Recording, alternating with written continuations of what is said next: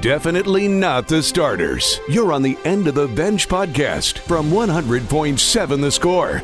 I'm Mike Hebert, owner of Cantex Roofing and Construction. Every day is game day, and we'll get it right when it comes to your roofing, construction, windows, and mirrors. Call Cantex Roofing and Construction today. Together, we are one serving you. Rob Breaux alongside Craig Wells today. Lucas White taking care of us.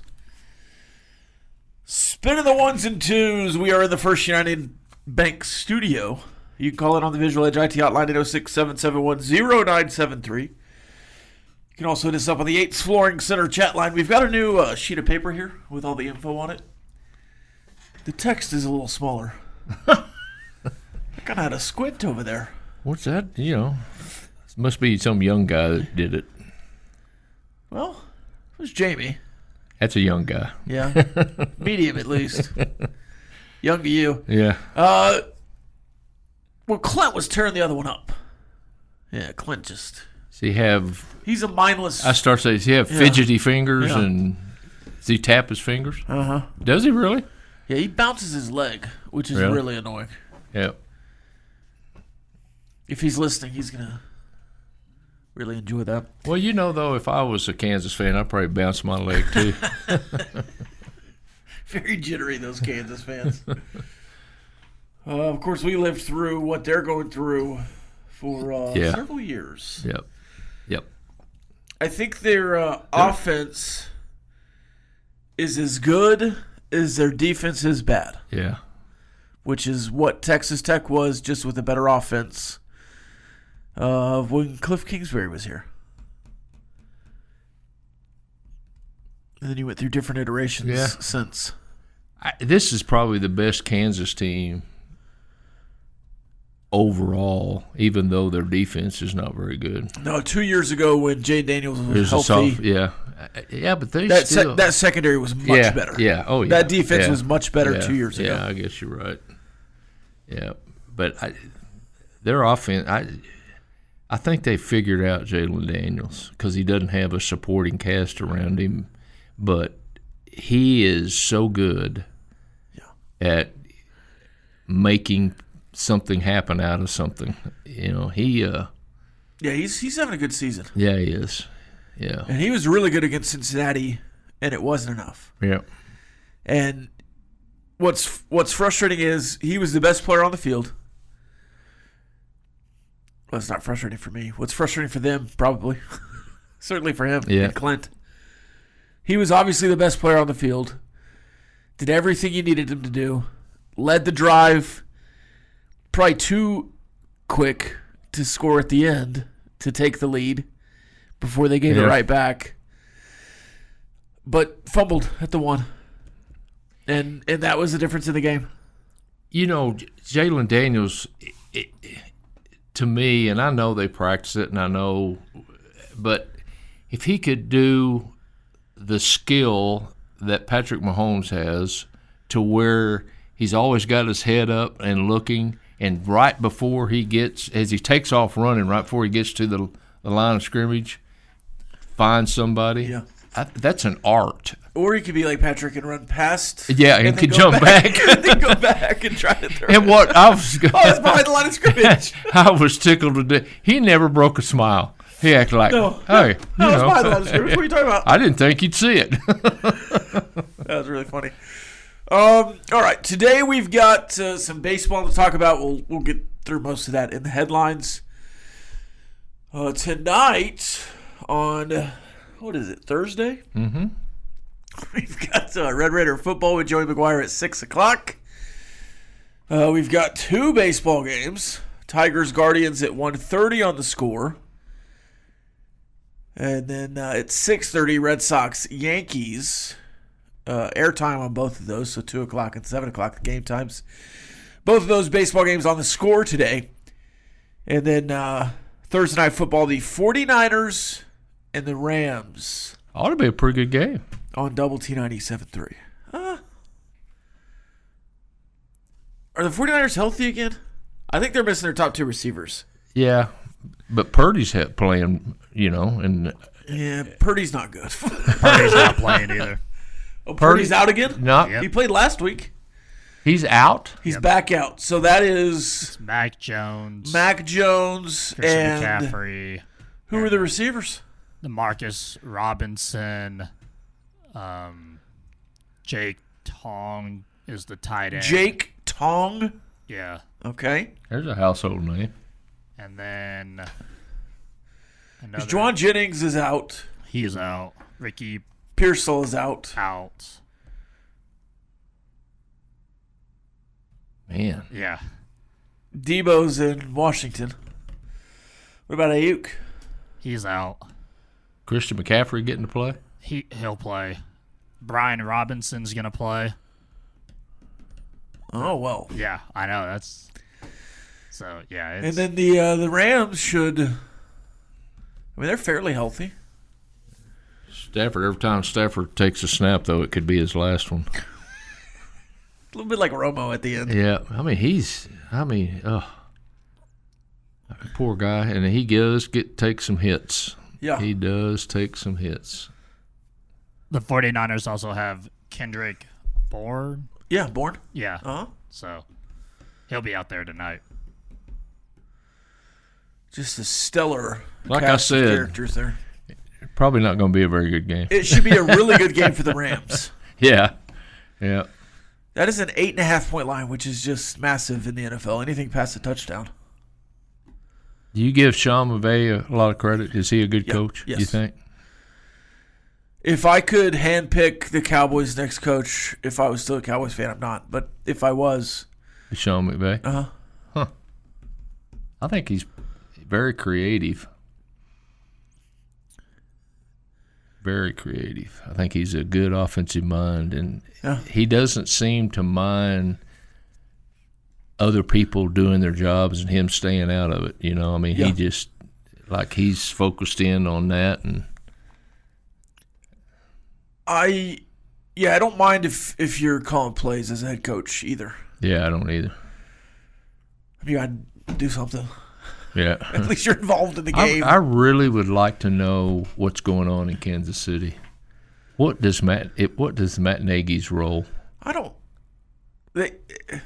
Every time Andy's asked about it, he says it's collaborative. What's that mean? Everybody's calling the plays. No. Hey, what do you think about this? You don't have the play clock's not 60 seconds. Yeah. You don't have a whole conversation in between.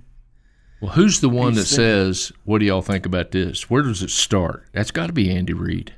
I mean, Andy Reid's the offensive coordinator. Yeah, I would think. And I think he was really nice about Eric Bieniemy trying to get him a job somewhere else because nobody liked him. And now he's just likes Matt Nagy, so he's going to keep him there. I just wonder if Matt Nagy, if Andy Reid doesn't go, okay, we're going to run 121Z, and then Nagy says, okay, Patrick, we're going to run 121Z, and he's used as the go-between. But why would you have a go-between? I don't know. No. I think Matt Nagy's sitting over there twiddling his thumbs is what I think. More after this. Definitely not the starters. You're on the End of the Bench podcast from 100.7 The Score. Welcome back. 100.7 The Score. Reason, 300 that I love this show.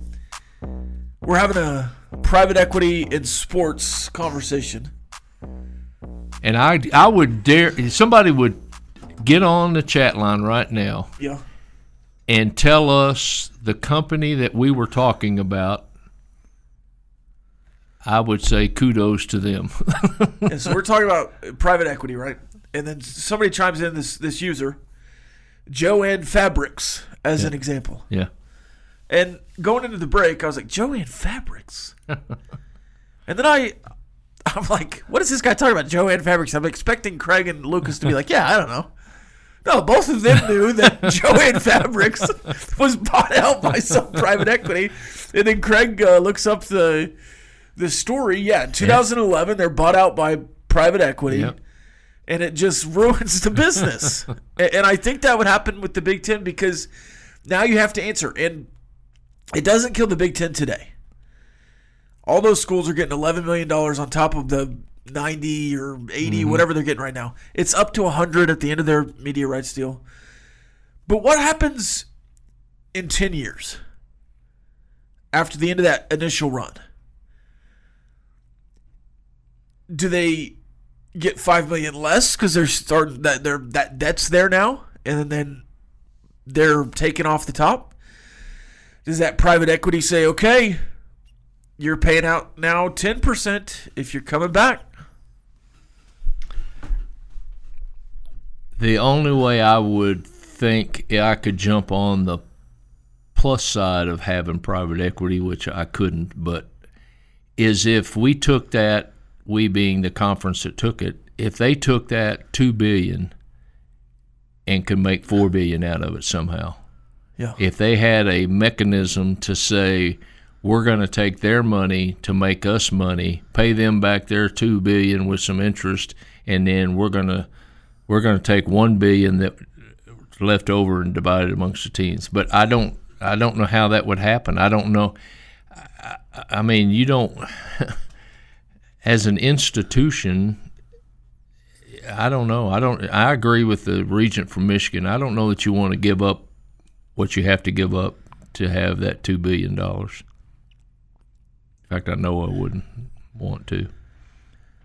I want to get to the Houston athletic director and his comments yesterday on a radio show, but first, let's check the calendar here, Lucas. Your daily look at what's happening in the world of sports, birthdays, and holidays. Let's check the calendar.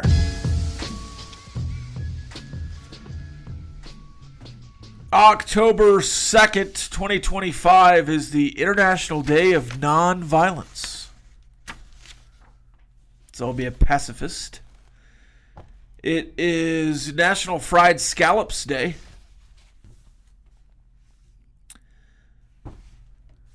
You know, sitting here thinking about it, I don't know that I've ever had a I was just thinking the same thing. fried scallop. I don't think I have. You know, I have. Have you?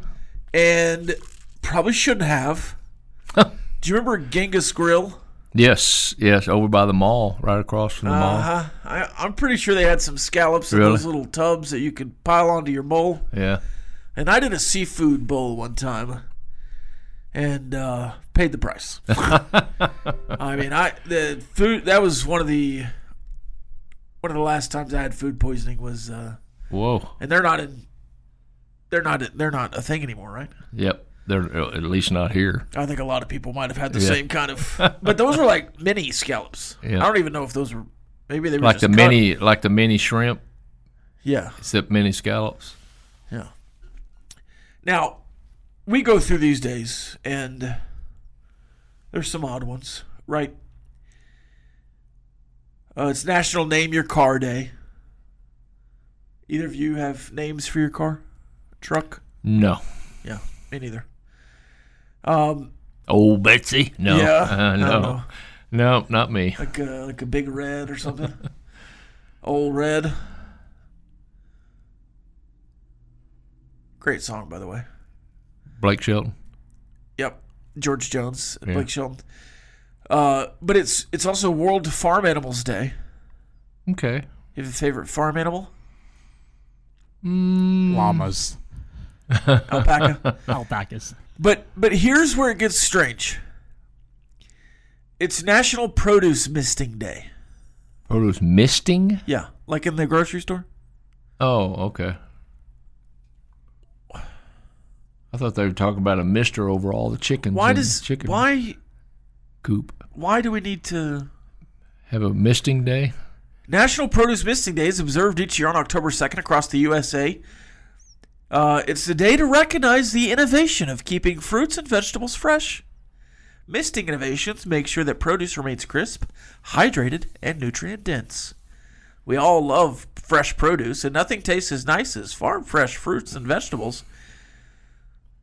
That day was made possible by the people that make misters. Well-misted produce is the only way to ensure that we eat fresh and healthy fruits and vegetables. Yeah, that's big mister there. Trying to sell more misting products. Oh, it's National National Smarties Day. Ooh.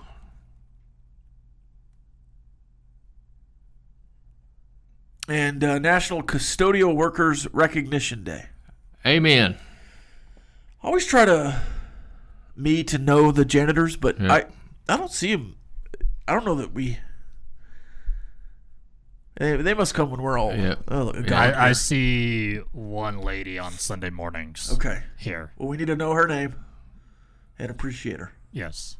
But I'm not here on Sunday mornings, so Yeah. Well, maybe I'll show up and meet her. I was coaching at a school, and second day I met the guy that took care of the gymnasium, and everything, and we were talking, and he was very nice, and he said, before you leave, he said, let me just tell you, you know how to tell who's important around here.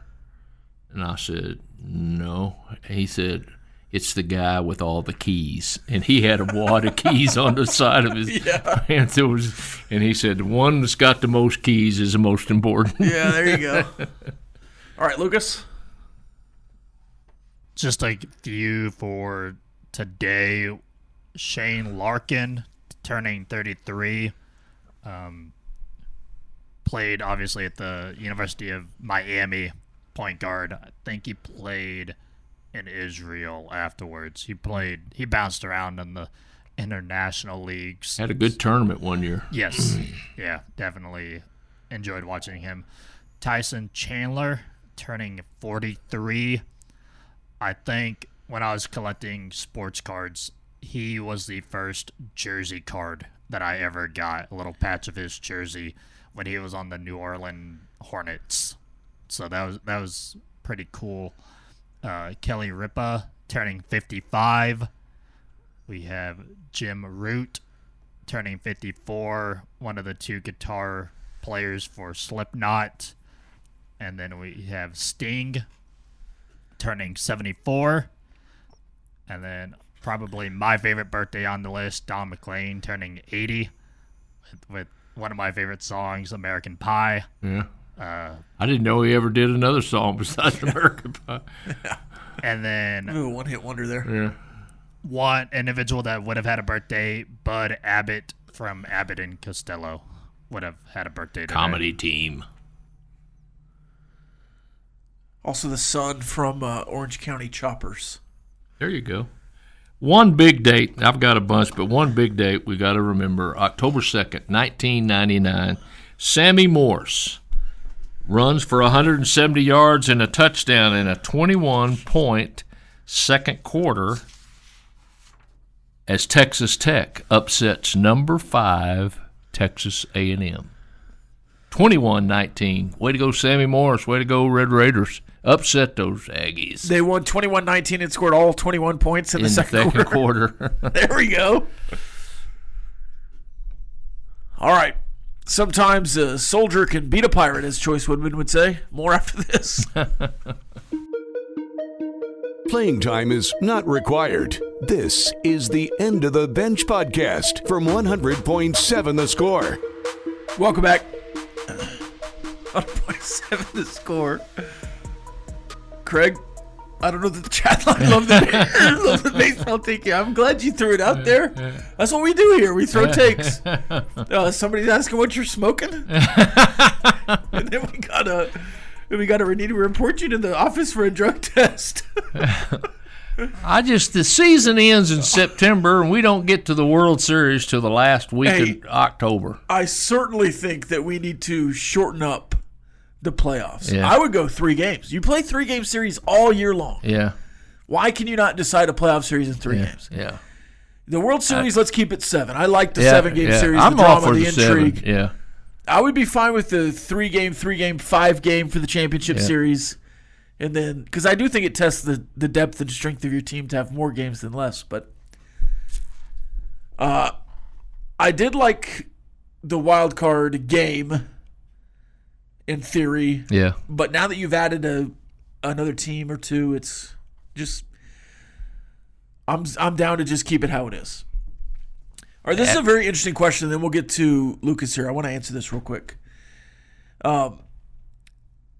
This is from Kamo. He says, I'm confused. Are rules for football different for baseball in terms of recruiting? This kid is a 2029, a freshman. So graduate in 2029. He shouldn't be able to be contacted until June by coaches. Right. June after his sophomore season. So my nephew right now is a 28, and he can't contact coaches or be contacted by coaches until June of this summer. And this guy, Carson Campbell, is a year and a half away. Right. But that is contact with coaches. College coaches can talk with high school coaches and offer whenever. I mean, this is contact between coaches and coaches. And the offer photo that was put out was with his coach. Was with his high school coach. Yeah. So you can offer a kid in third grade if you want to, as a verbal offer. You can't offer an official scholarship until September of their junior season. So it's a little weird. But if you're 6'3", 280 as a freshman, on varsity as a freshman with a father who played in the NFL and at a good football school, private school in Fort Worth. Yeah, it makes some sense that you're getting offers early, and I don't think those will be the last two. No. And I don't think it's because Cody Campbell is a billionaire. Probably has something to do with it, but he's also a legacy at Texas Tech, and I was surprised Tech wasn't his first offer. I think they might have been a little caught off guard with Eric Morris going first. And Eric played, I think, with Cody. Is that right? No. I thought Eric's freshman year was Cody's senior year. Maybe there was a little bit of overlap. I don't know. But they know each other. I know that. Yeah, certainly. Yeah. Eric Morris he played in 08, right? Was he a senior in 08? Yes. So that makes... probably pretty close. If Eric Morris played 5 years, maybe he was 3 to 8. So there you go. Because Cody graduated in 04. Did he play that 04 season, or was 03 his last? I kind of thought he was earlier than that. I thought he was like 90. I think he split. I think he split Dykes and Leach. Okay, that's what I was just going to ask. But did he carry Leach off the field in 04 at the... was that the Holiday Bowl? Was that with Sonny Cumbie? Was that the famous picture? Yeah, Cody Campbell taking Leach off the field. Was that bowl? So maybe it was 04. But it's the 03 season. No, because that's before the New Year's. That's 04. That would technically be the 05 Holiday Bowl. Right. As the 2004 season was, because B.J. Simmons was 03. Anyways, we can figure that out. I'm sure. Lucas, this is your segment, buddy.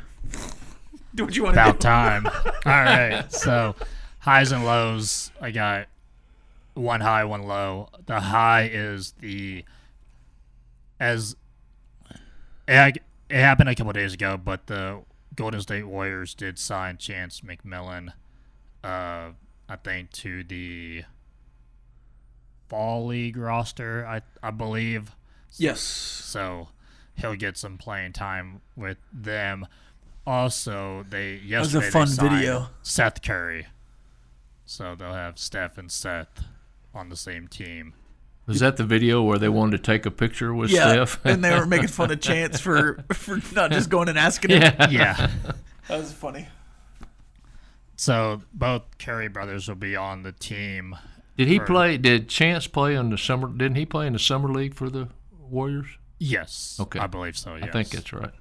And then the low, I sent this to Robin Collier, but Surdur refusing to speak words to the media after Gabriel was named QB1. That was so bizarre. That was the weirdest. I think he would move his mouth, obviously. He was miming, yeah. But wouldn't say a single word. It almost like I think it came out later that he was like responding to Rex Ryan by not talking. Yes. Because Rex said he was talking too much. That's not what he was talking about, Shedeur. I wish I could have a conversation with Shedeur and help him out. Yeah. I don't know that I would help, but I could try. Just odd behavior. He needs some better PR. Yes. All right, you got some burning questions? 2 minutes of non-stop in-your-face inquiries with no end in sight. It's time for Burning Questions. So immediately spinning off of what Shadur did to the media, what is your favorite player/media interaction that has ever occurred? Professionally, college, like just a regular media interview to a player that you found either funny or just one that you enjoyed. I am a quoter. I quote movies. I quote clips. My brain is wired in such a way that if you say something and I think of a quote, I'll say the quote, or if there's a response I can quote back, or like a line from a song. It's just my brain is wired that way. So I'm thinking about it in what I've quoted the most. If anybody ever says playoffs, I say playoffs. Says Jim Morris Sr. If anybody says, something like they are who we thought they were, we let them off the hook. Yep. That's one that's in my head a lot. Practice. We're talking about practice, not a game. Practice. It's Allen Iverson. I've said that's a clown question, bro, probably 1,000 times in my life. That's Bryce Harper. There's so many press conference moments. I always use the James Harden gif of him looking at the dumb question and like skating away. So yeah, there's a lot of press conference quotes and clips that are stuck in my head forever. Yeah. The practice one with Allen Iverson has to that's one I've always remembered. But I happened to be there, and Coach Leach is giving a press conference after the game, and he lets a curse word slip. And myself and others were saying, oh, God, the media's going to pick up on that, and that's the only thing they're going to hear all night. Well, little did we know in the other room, Mike Gundy was, I'm 40, I'm a man. And Coach Leach's press conference went by the wayside real quick. And it was that's a moment that I'll always remember. Yeah. The one that I remember while the music's playing, I don't remember anything that he said, but it was when Terrell Owens was working out in his driveway doing crunches and talking to the media with his hat back. They were talking about Donovan McNabb? Yeah. What about when Randy Moss was suspended for mooning the crowd in Minnesota? They said, how do you pay that fine? You going to write a check? He said, straight cash, homie. And on a serious note, homie, a lot on too. a serious note, Scotty Scheffler has given one of the greatest post-tournament press conferences ever, on a serious note. Playing time is not required. This is the End of the Bench podcast from 100.7 The Score. Welcome back. 100.7 The Score. It is the end of the bench. Let's check in with the chat line quickly here. What private high school does Cody Campbell's son play for in Fort Worth? He played for the texter played for Trinity Valley. It says not to be confused with Trinity Euless or Trinity Christian. Mm-hmm. We played Trinity Christian in high school. Really? But All Saints in Fort Worth. All Saints Episcopal. They're 5-0. Yep. This texter says, okay, y'all have convinced me I'm mortgaging the house and putting it on Texas Tech. Bullfighter responds, don't do that. Rob doesn't know ball. Huh. Yeah, I'm a little bit of a rough stretch picking games, but I'm undefeated on Texas Tech's picks. But this is not a tout service. I am not Stu Feiner. I'm not asking you to make bets based on my predictions. If you make any bet, it's on your own volition. If you have trouble with gambling, call 1-800-GAMBLER. Don't look at me while you do it. I did look right at you when I said that. He doesn't have any trouble doing it at all, Rob. It was unintentional, but I did make eye contact with Lucas when I said 1-800-GAMBLER. This texter says, do you think Houston is trolling Tech by wearing the blue colors of the Oilers past because of our oil man buying a team here at Tech? What are your thoughts? I think it's not a coincidence. Wreck 'em.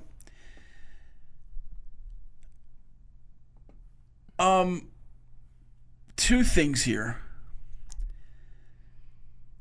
It's not a coincidence that they're wearing them against Tech because they wear them in the biggest home game of the year. But this is because of that. It's not because it is because of the Oilers, because it's Houston blue, right? That's the color of the city, is that Houston blue color. But Houston has worn these for several years, right? At least 2 years that they've had these baby blue uniforms, and they wear them in the biggest home game. Texas Tech is obviously their Super Bowl. Fan-wise, the ADs on radio shows talking about how busy it's going to be. This might be their one sellout of the year.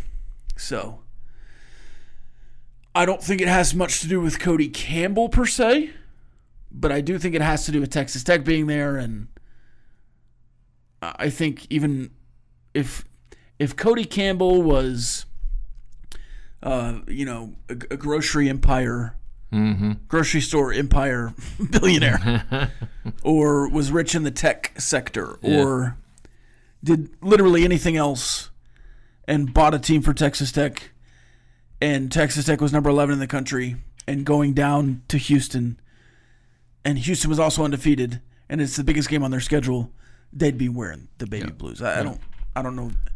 I like your foil hat here, but I don't think it's quite that. Well, I think also they felt like this is a little extra something that might get a crowd. I mean, the Houston loves it. Yeah, the players love it. Yeah. It's absolutely being worn on purpose against Texas Tech. I'd be willing to bet you that if the marketing staff had something to do with it, there's not two of them on that marketing staff who know who Cody Campbell is. Probably so. Probably so. Do you have a list of players not playing this weekend for both teams? So Wednesday is the night that the Big 12 makes you put out your first list. So yes, there is a list out there for both teams. Texas Tech, as always, is more involved. For Texas Tech, it is out is Roy Alexander, Holton Hendricks, Terrian Grant, in addition to the other ones that have been out, Quentin Joyner and the such.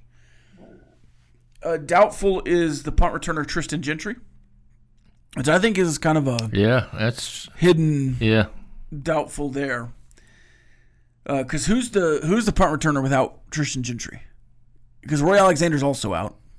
I'd say Coy Aiken. Yeah, do you just go to the trusted Coy Aiken and just tell him to catch it and we'll run our offense? I think so. Don't try to do anything to get yourself hurt. I think you're Or Jacoby Williams, Micah Hudson. Yeah. I don't think you cannot put Jacoby back there. Yeah. Not because I don't trust him to be great at it, but you have 3 running backs on the roster that have had carries. You went into the season as a deep running back room, and immediately with the Quentin Joyner injury, it turned into kind of a thin running back room. So I'm not messing with that. But yeah, I mean, Micah Hudson, is he returning punts? Is it? That's a good question. Just Coy Aiken to go back there and say, hey, if there's a ton of room, and you can get up the sideline and out of bounds. Or if there's a bunch of room and you can do whatever. But if it's inside the 20 and there's not a lot of room, just catch it. We're fine. Yeah. Catch it. If it's inside the 10, let it bounce, see what happens. Let's just fair catch, and we'll run our offense. Kick returns, though. Let's get somebody dynamic back there. Return every kick. Questionable due to Banks, Hunter Zambrano. Terrence Carter, probable. Cash Cleveland, Newly, probable. DeAnthony Upshaw, probable. One of your backup tackles, young guy. He's got a high upside. They've been talking about him a lot. And Amir Washington, probable, coming back after missing a game. So some opportunities there for some new guys to see the field. And with Houston, they don't have any doubtfuls or probables or questionables. And their outs have been out. I would be intrigued to see if by the Friday update or the Saturday update, if there's some more accurate reporting. But either the Big 12 just needs to mandate, hey, tell us who's out and who's everyone else we'll just assume is probable, like you're saying. Yeah. Or let's just forget the charade and go back to what we were doing. But do something that they're all going to do. I mean, don't say, well, it's really okay if you don't do it this week, or I mean, it's crazy to me. I mean, I'm like, if they're out, and just put it down and then go on about your business. All right, ready to make some picks here? Yep. I laid some eggs last week, so I got to redeem myself. I need to go back. I don't know that I tallied your picks last week outside the window here. All right, let's go to the end of the bench pick'em. We've got, I believe all these are straight up. Are we doing against the spread on some of these or straight up? I like them straight up. Okay. Even the big lines, I kind of like straight up here. Let's go Iowa State, Cincinnati. Cincinnati favored by 1.5, but again, we'll call it straight up. I got to go Iowa State. I'm a little concerned with their secondary. I had a guy tell me that he thinks they're going to win the next 2 and then lose 4 in a row. Iowa State? Yeah. And I looked at the schedule and I was like, hey, man, I totally agree, except probably 3 out of 4 losses and not 4 out of 4. To me, Iowa State is Coy Aiken. They're just steady. They just do their job and no flash. They don't have a quarterback that's going to be All-American, but they have a good one that's serviceable. And I don't know. I am I'm a little bit more bullish on Iowa State than I was 3 weeks ago. They've had some injuries. Yep. It's next man up though with Matt Campbell. All right, Kansas State, Baylor. It's a touchdown game, but it's a weird at line Baylor, to me. right? Yep. I got to go Baylor. All right, Texas Tech, Houston. Texas Tech. All right, how many points does Texas Tech win by? 24.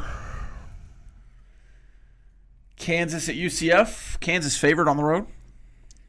UCF. Vanderbilt, Alabama. Vandy beat them last year, right? Alabama. Big. Yeah, I think that's a get-back game there. Miami, Florida State. Upset. Florida State. Duke, California. Huh. At California. God, Duke got boat race last. I'm going to go California. I think Duke did the boat racing last week. They got boat race the week before that. Yeah, week before that. You're right. We'll get some NFL picks after this or probably in the break. And do Ask the Benchwarmers on the other side. Final segment. Playing time is not required. This is the End of the Bench podcast from 100.7 The Score. Welcome back. 100.7 The Score. It is the End of the Bench. Lots of stuff to do tonight here on the radio stations. Of course, you can listen to baseball from about 1:30 to 10 on 100.7 The Score. Maybe there's a gap in there. Here's your listening schedule, okay, everybody? You're going to go at 1:30, you're going to flip it to The Score. I guess at 12, you're going to flip it to The Score from The Score, if you're listening to The Score right now. Yeah. You're going to go bottom line from noon to 1:30. That Tigers Guardians broadcast will take over. You'll start listening to that. Then at 6 o'clock, you'll go over to Double T 97.3 and listen to Red Raider football. Or at 3 o'clock, you can flip it over to Double T 97.3 for Tech Talk. live at Cavender, I believe, today. As Cavender Auto. And then we'll go. Are they giving away a free Mercedes or anything today? Yeah, if you come by, you can get a great deal on a BMW, I believe. Okay. So we'll do that at from 3 to 6, 6 o'clock, Joey McGuire. And then at 7, when that's over, because you got a bit of a gap here, you could either listen to the 49ers Rams or, Craig, you can go back to our YouTube channel and listen to Red Raider Recon. We dive into Houston. You can listen to Talking Baseball. Well, explain what Red Raider Recon is. Red Raider Recon is a deep dive weekly into the football games of the Big 12 with myself and Clint Scott. YouTube.com/Double T Sports Network. All right, to the chat line for Ask the Benchwarmers. Do we have to run up the score with every game we play for style points since the conference is really down this year and we had a horrendous non-conference schedule? I don't think so. I think you got your style points you needed with Utah, at Utah, and I think if you just win out or win, period, I think that's going to take care of it. I don't think you're at a point where you have to get somebody to notice you by beating somebody bad. I think that part's done.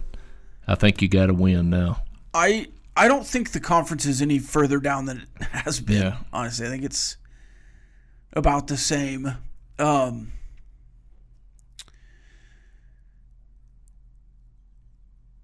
The horrendous non-conference, and I'm not going to argue that it wasn't horrendous. It was one of the weakest schedules in college football. You've already erased that. You erased it by beating them all by 50. That's been erased. If those games were close, the committee at the end of the year would have looked back and said, yeah, but they played Pine Bluff close. Yeah. You beat Pine Bluff by 60. You covered 48 against Kent State. You covered 24.5 against Oregon State. Another Big 12 team went and beat Oregon State in overtime. That's been worked out. You're past the non-conference. Right. Let's not do. Texas Tech went 8-4 last year, and people in Week 10 were complaining about ACU. Yes. Let's not do that this year with the non-conference. The non-conference is done. You beat them all by 50. You did what you were supposed to do. You're 4-0 against the spread 4 games into the season. Let's end the non-conference whining, okay? Because that's what it is at this point. Yep. If you look at some analytics like K-Ford or the FPI, the SP+, they're actually trending currently to Texas Tech being able to lose any conference game, not a big conference game, not a game they're favored in or not favored in, any conference game, and being in the at-large discussion for the college football playoff with any loss right now. So Texas Tech currently, in the analytical models, you could lose any game and be in the at-large discussion. Which includes the championship game of the Big 12. Yeah, I agree. I would agree with that statement. So if you go 11-1, you're in the at-large discussion with or without a Big 12 championship. And I think you're close to the top of that discussion. If you're 11-1 through the Big 12 with just one Big 12 loss, I don't care who it's against or when. I think other than the automatic Big 12 champion, you're talked about big time. So let's get a little more nuanced here. Okay. Do you want to buy? Do you want to buy in the playoffs? You need to win the conference. That needs to be done to get a buy in the conference. Do you want to host? Win the league. Do you want to host and or have a buy? Yes, you need style points. Yeah. Like, do you need style points every week? No, probably not. But a road game at Houston against this defense? Yeah, let's do some style points. Would it be better if you beat everyone by 20? Yeah. You might be number one in the country if you do that. Yeah. Rob, I'd be real interested in talking to coaches right now that have teams that could potentially be in the college football playoff. If asked point blank, how many of them would say, yes, we want to buy, and how many of them would say, no, I'd rather play? I think we saw some bye mishaps last year, and I think if you're playing good, I think you want to play. You always run that risk of injury. You always adding to, an already long season. But I would be curious to know how many football coaches would like to say I'd rather play. In Big 12 play, when you pull out starters, up 30, right? Yeah. I mean, it's not like you're not getting up 21 and being comfortable.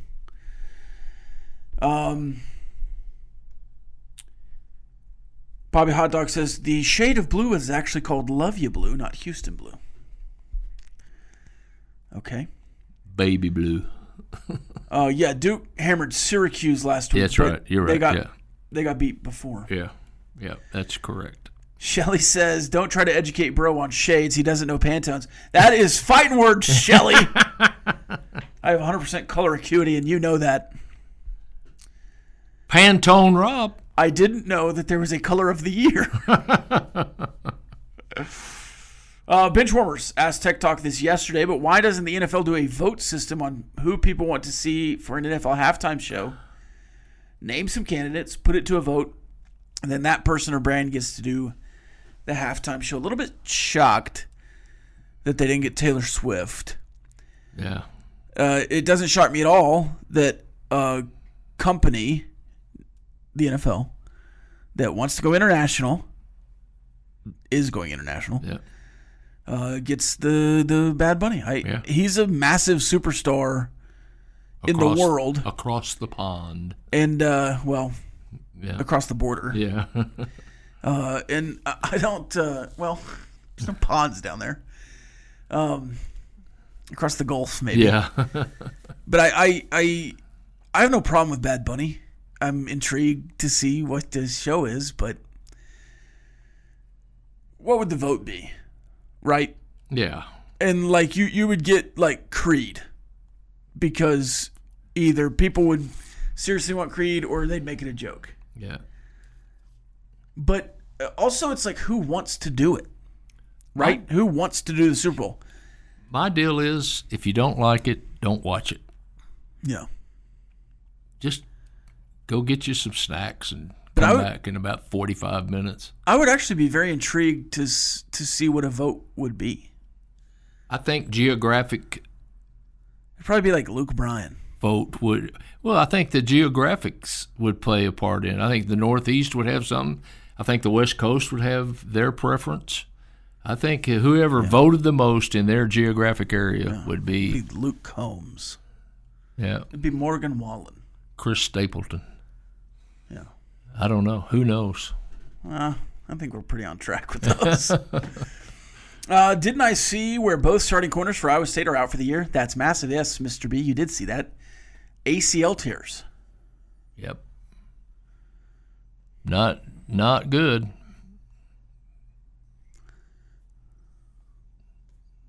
But what do you do in the portal? You add to depth. So they've probably got better backups than they've ever had. Yeah. This texter, a couple of texters about the NFL halftime show. Don't gripe about halftime show and watch. Just go outside and have 2 beers. At this point for the halftime show, you might get 3 or 4 in. They're getting longer and longer, man. Yeah, that's exactly right. All right. Viva la raza. Hey, Jacob Rodriguez up for Hispanic Player of the Year. As well he should be.